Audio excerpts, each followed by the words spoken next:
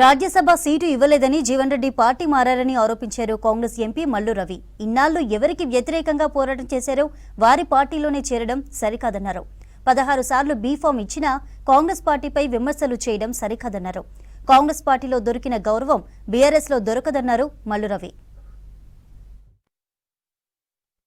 కాంగ్రెస్ పార్టీలో దాదాపు 4 దశాబ్దాల పాటు ప్రముఖ పాత్ర పోషించి 14-15 సార్లు కాంగ్రెస్ పార్టీ నుంచి బీఫామ్స్ తీసుకుని కాంగ్రెస్ పార్టీ ద్వారా పోటీ చేసినటువంటి జీవన్ రెడ్డి గారు బీఆర్ఎస్ పార్టీలో చేరతారని ప్రకటించడం జరిగింది.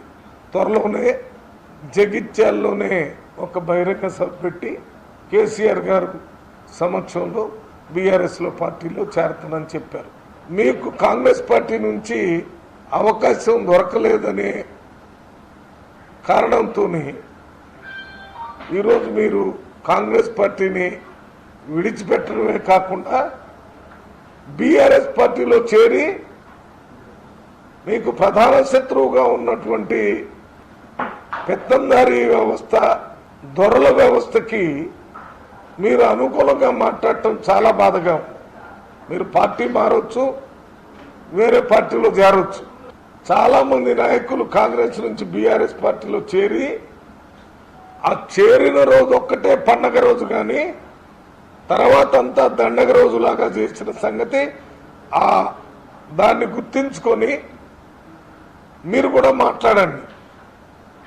ఇవాళ మీరు బీఆర్ఎస్ పార్టీలో చేరుతున్నారు కాబట్టి మీకు ప్రత్యేకమైన గుర్తింపు ఇస్తామని, మీకు పెద్ద పదవులు ఇస్తామని మీకు చెప్పే విధానం మీకు ఇప్పుడు సంతోషకరంగా ఉండొచ్చు. కానీ మీరు ఏదైతే